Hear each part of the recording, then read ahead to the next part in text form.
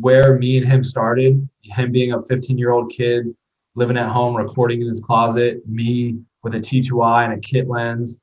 And then all of a sudden we're shooting a video with Tyga, huge budget, beautiful house, doing with all the bells and whistles. And like, we just kind of had this moment at the end of the day, like, this was tight. What is the thing that you wish you knew before you started that you know now? I guess that it wouldn't have been like that. You had to be so. What is the most important quality for a DP? Most important quality for a DP? Yeah. Like the networking aspect of it. Like when you go through film school, they don't teach you about like. Hey, what's up guys, Kashi Lembo here. So today we start with Jakob Owens, a filmmaker, entrepreneur or entrepreneur to my French audience, who is doing very good in the filmmaking game. So we sat and talked about everything that you guys submitted on my Instagram. So again, if you want to know more about him, I've left all the links in the video description. You can go and check Tropicolor, and you can check Prism Lens Fx and all his film ranch in the US. Again, you can watch this and be inspired. And the reason why I spoke to Jakob, because it's very good to learn from people that are doing things. Remember, if you are learning how to drive, you can never take the course from someone who cannot drive.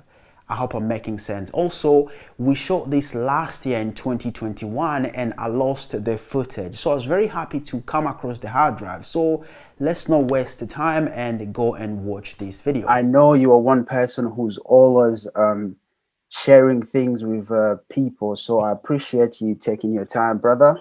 Yeah, no problem. I've got a few questions. The first one, how have COVID affected your business and what can you do to help some of the young creators who are currently in the same situation? For me, I think I was fortunate enough where COVID actually I've been like pretty much all my businesses, I think, benefited from COVID. Outside of maybe my production company, like obviously production slowed down a little bit with everything and kind of stopped for a minute. So that slowed down a little bit, but as far as everything else, if anything, picked up because people were stuck at home. So they were either buying like our online film course to like learn and keep active, or they were buying some of our filters and Prism stuff to like play with and mess around with at their house or outside or whatever. And so like a lot of the other stuff actually like we saw a big uptick. But yeah, as far as like the production side of stuff, it slowed down. But yeah, and then from there, it's like for young people, I would say it's, the way you could kind of benefit from that. And I even talked about it when COVID hit. I was just like, yo, this is like a perfect time where you can focus in on what you want to do and like pursue something that like you really want to pursue.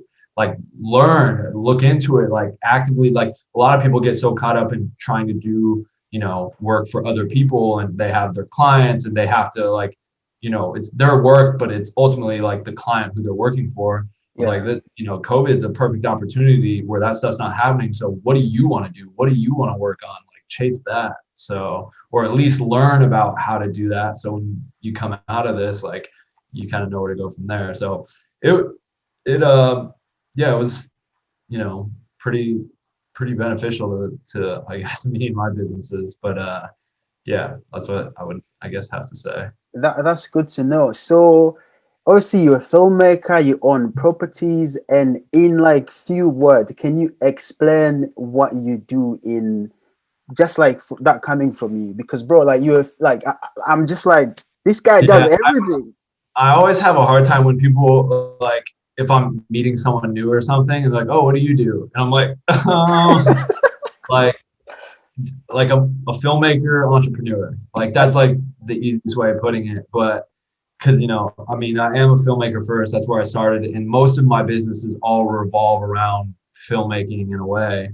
So I usually just say I'm a filmmaking entrepreneur or filmmaker and entrepreneur. And yeah, because I kind of just do a large myriad of stuff, from obviously film, video production, where I direct, I edit, I DP, I color, I do all that stuff. But I also own film properties, own two other, film production like kind of companies. One that's like for video editors, presets and stuff. Then you have the lens effects and filters for camera lenses.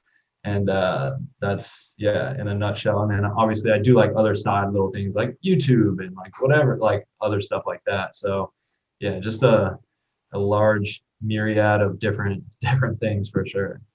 There's another question. Say, what is the most important quality for a DP? Most important quality for a DP? Yeah. There's two that pop into my head right away. One is obviously like just the knowledge and the skill and knowledge of like lighting and how to light an image. But I think even more so than that, and it applies to a lot of fields too, is just the like a good networking personality. Like you could not be the most talented DP and That's still very get that's very important.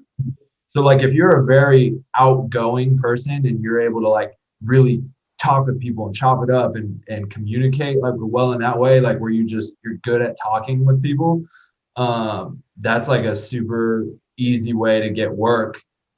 Because I've seen plenty of people who aren't as talented as other people, but they get way more work just because they're probably all the time just wheeling and dealing with people and good with their mouth. So yeah, but that applies to so many different things too. But yeah, I would say those two things. Just out of curiosity, what was your first camera? So there's kind of two. One, it's technically a Canon HB30. It was like a old mini DV tape camera. I remember those ones. Mini DV tapes. I had that.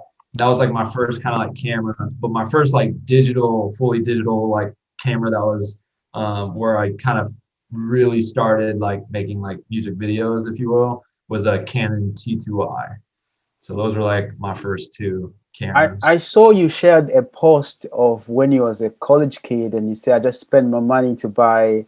5D Mark That II. was dope. Yeah, it was a 5D Mark II, and I remember the day buying it because I'm like, oh my gosh, this is so much money. I don't like I have a T2i. Do I even need to buy this?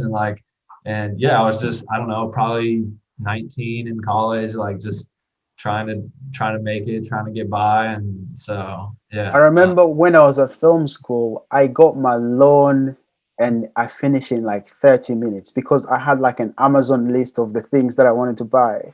Yeah. But one quick question is, did you thought your life was going to become like how it is right now? Absolutely not. I don't think you could ever, like anyone who's, achieved anything, like even like famous actors or whatever, like that star in a crazy Hollywood, like maybe certain, like that was their dream and goal and always ambition. But do you always, like when you're starting out, think, oh yeah, one day I'll get there? I mean, most of the time I feel like it seems so far-fetched and like it's such a far away, dream that it wouldn't happen. But no, I mean, I certainly thought like I would be doing film stuff, but I had no idea that at the age I'm at now and whatnot that I'd be doing what I'm doing. Another quick question. What is the thing that you wish you knew before you started that you know now? Thing I wish I'd known. I guess that it wouldn't have been like that. You had to be so talkative and like that, like the networking aspect of it. Like when you go through film school, they don't teach you about like how to get the work and like that. True. So much of it is personal relationships. And they just kind of teach you about like the art of it, if you will, or theory. And they don't really touch on like, yo, this is how you make it in the industry. And because like even on all my projects, all the people that work on my projects are always the same people. Or if a new person somehow ends up on set and we get along really well, I continue to bring them on and on again just because of that quick relationship we've built. And so going just out into the world, I never knew or understood or even had an idea of like, hey, like you can be successful just by knowing the right person and True. being friends with someone. So yeah, I wish that would have been like something I would have known. I Yeah, feel like also asking is one of the biggest thing as a filmmaker, because every client that you want, they're looking for value and they're right, looking for something new. And more people, they don't really ask. Like, if I did not ask you about this, you would not have accepted or something. And some people right. are just quiet, but also asking is one thing that I've learned. Yeah, Um, 100%. one another Yeah, thing. showing. How did you branch I'll to just, start doing this Prism effect? How did you branch what'd into you say? Tropicolor? How did you branch into doing top Tropicolor and this other amazing stuff? Well, Tropic Color, that was easy because it was like stuff I was already doing. Like I always colored my own videos. I always made assets for my own videos, and so it kind of just became a thing where it's just like, hey, everything that I'm making for myself to edit these videos and stuff, like I'll just make available to the public and build it into like a company. So that was like an easy one. Prism Lens Fx was a little more different, where just as like DPs and directors, we were always like playing with stuff in front of the lens. And one day we're messing with like this like triangle prism, and it was just like, yo, there's no way to mount this like without holding it there, or like clamping, like putting a clamp onto it, which then eats over half of the prism. Like, just like there's no way to like screw into this. And we looked into it, and so it just kind of stemmed from the idea of me and my business partner, who are DPs, directors, love in camera effects, and we're like, there's a little bit of a gap here. There's some missing stuff here, and so we just started with two mountable prisms, and just kind of knew we always wanted to take it further and do filters and all that stuff. But yeah, started with just like recognizing like, hey, there's a little bit of a problem here. There's no way to mount this thing. We got to figure it out. And then yeah, it just kind of went from there. So now there's properties, there's film ranch, there's production company. What's the bigger picture? Like for me, the last thing on like my bucket list as far as like film world stuff and I'm good is like, if I can get my name on the big screen one day in a theater. Like, you go, like, I think like I always had the dream of like when I was in high school, like the kids I went to high school with, that one day they go to a movie with their families and they just see across the screen directed by Jakob Owens. I'm like, I knew that kid in high school. Like, what the hell? Like, I think it's anyone who kind of gets into like, I think film and video production stuff, like their ultimate goal would be like one day to make a movie and see their name on the big screen. So I think for me, that's kind of the next focus. Is I've built all these like companies, and we'll obviously continue to build them and be involved with all of them. But I want to start turning my gears in direction into, okay, how can I make a movie happen? So There's someone who sent a question here. Ask Jakob if he's offering any mentorship anytime soon, because we would love to come and learn from the gods. So I yeah. I used to have a mentorship program. I did it four times, and I just, on this last one, I just, after it, I just felt like I couldn't give them the attention that I wanted to, and I don't want to feel like in any way I'm trying to like rip someone off or take their money, or that they didn't feel like they got what they thought they'd get out of it. And so I'm just doing too much stuff now for me to like offer a mentorship program and feel like I don't want to let anyone down and feel obligated to like help them, and they don't feel like I'm helping them and then they resent me for it or whatever. So yeah, I mean, I'm always giving free game out on the internet. I've My seen that. Yeah, that's that's good though. that's my mentorship now. You know what I mean? It's just like, hey, you guys can have this information. And but yeah, nothing that's like a program or like, hey, like I'm your mentor now, and then, but yeah, Someone else asked, what is your workflow?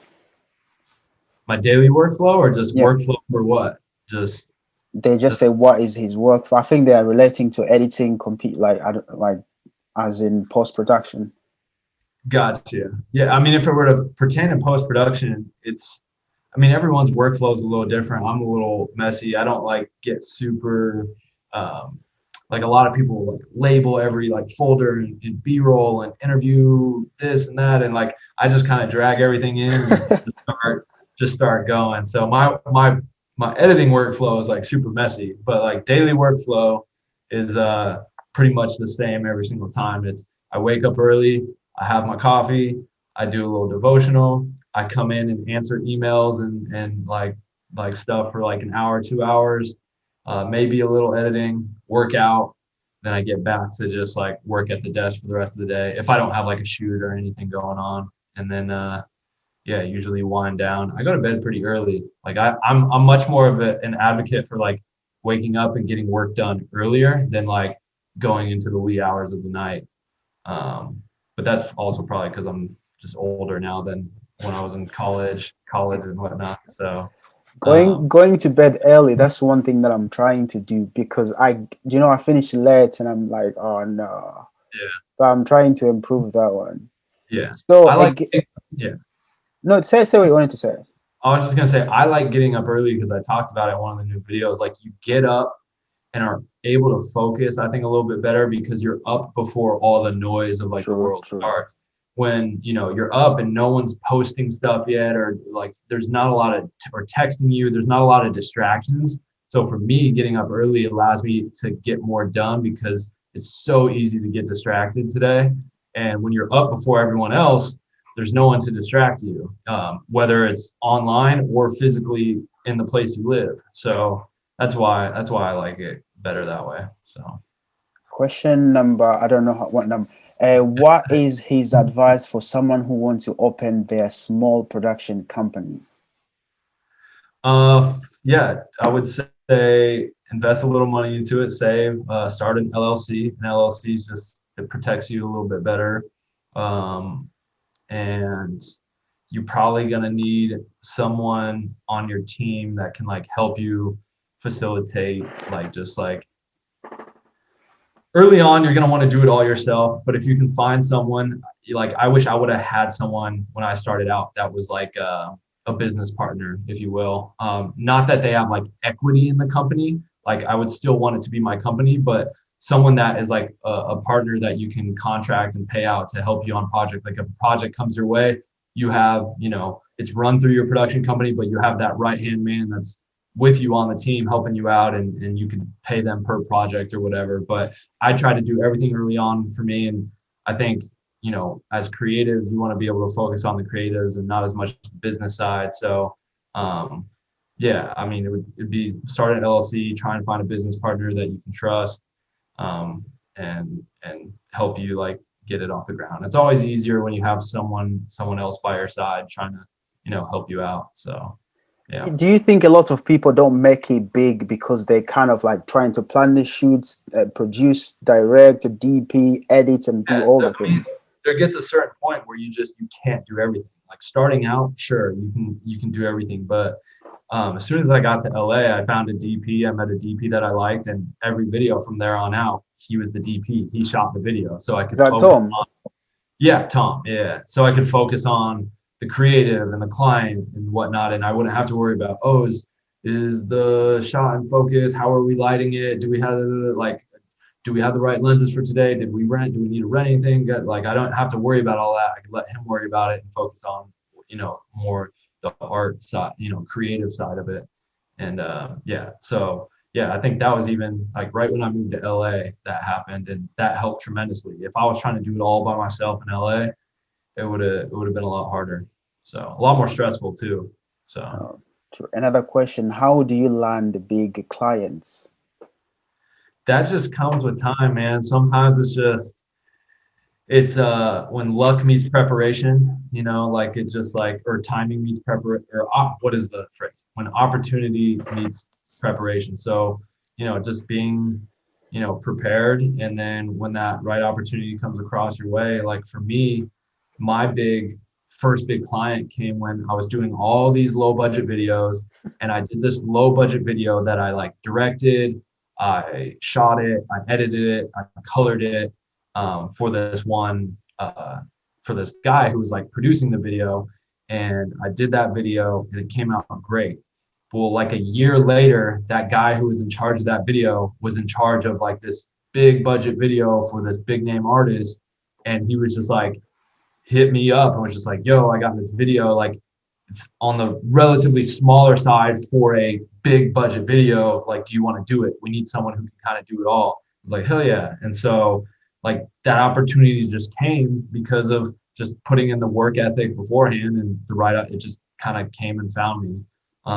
You just have to, yeah, put in the work, do the right stuff, and then eventually there will be some opportunity that crosses your path where, you know, it's a big client. Because honestly, you're not going to land a big client necessarily just by, I won't say that. I was gonna say just by like reaching out, like hitting up Nike. Hey Nike, I want to do a video for you. Like, it doesn't work that way. You know what I mean? So yeah, it just comes with time, over time, and meeting the right people, working on the right projects, always being nice, but like, you know, being someone that people want to work with and will talk you up to other people, and obviously doing good work as well. And just over time, the right project will find you.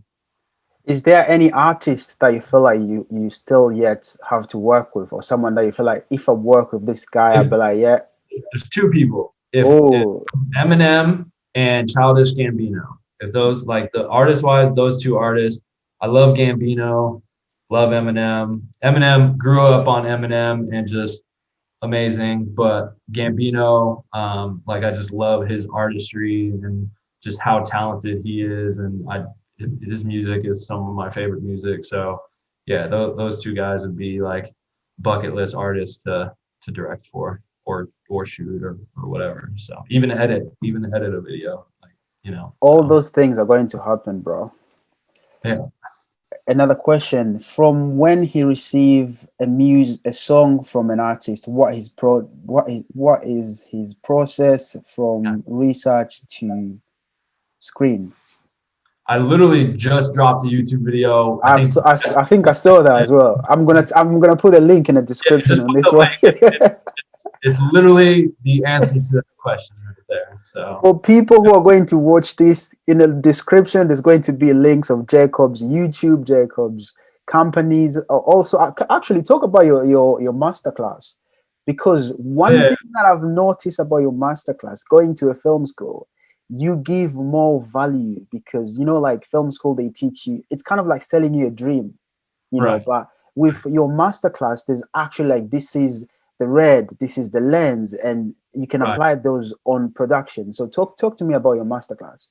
Yeah, I mean, that kind of just stemmed from wanting to, I always put like informational content on YouTube when it comes to like filmmaking stuff and behind the scenes, but that stemmed from wanting to create something that just had a little more depth to it.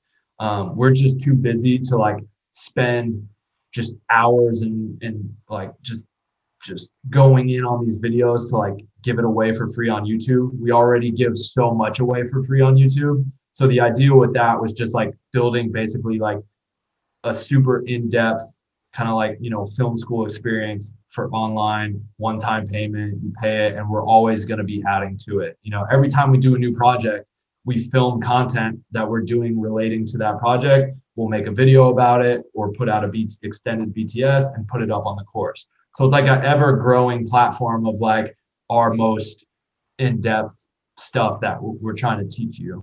And so yeah, that's just kind of where that whole idea came from and whatnot. So That is very dope. So yeah, as mentioned, I'm going to put all the link in the description. Are there any trends that you feel like 2020 is going to, that there's any film trend that you feel like they are going to take over in 2021? I have a feeling a lot more people are going to try and open film studios because of me. I just feel like, Yeah, listen, I want that film I feel ranch you have in Arizona in the UK. Okay, that's all I have. Yeah, that's all I want. like, yeah, I feel like a lot of, I've already seen it just from people in LA who are in my circle that I'll see will be like, hey, just opened up my first film studio. And it's like, It's like, that's not the wonder first wonder one. where yeah, I wonder where you got that idea. But no, that's cool. Like, I want people to be successful and whatnot. But I have a feeling, because just even the questions that I get, like, I'll get DMs and I'll be like, hey, what topic do you guys want to see me cover? And just like 75% of the questions are like, how do you open a film studio? How do you find your film studio? So it's like, I have a feeling within the people that follow me in my circle, that'll probably be a trend of people trying to do that. But in a general sense, Um, I don't know. I'm not sure. Speaking about that, how do you feel when you can see like this actually came from me, but there's no credits? Yeah, it's interesting because it's like I'm not the first one that's opened a film studio ever. Like film studios exist. So Yeah, who am I to be like, oh, they're copying me? But at the same time, they certainly wouldn't have opened one had I not opened all the ones that I opened. So I don't need credit as far as like, oh, Jacob inspired me to do this, but uh, don't also act like this was your original idea that you had and wasn't spawned from anything. the funny thing is when they imitate you and they pretend they did not see what you've done before. Yeah, I just yeah. like, yo, I Well, just gave you a blueprint, bro. yeah, it happens all the time, but I mean, what can you do? That's the way, life is. So I'm not mad at it, but just I got to get a continue to lot. focus I on me. get a lot of gear talks. And what is your favorite camera and why?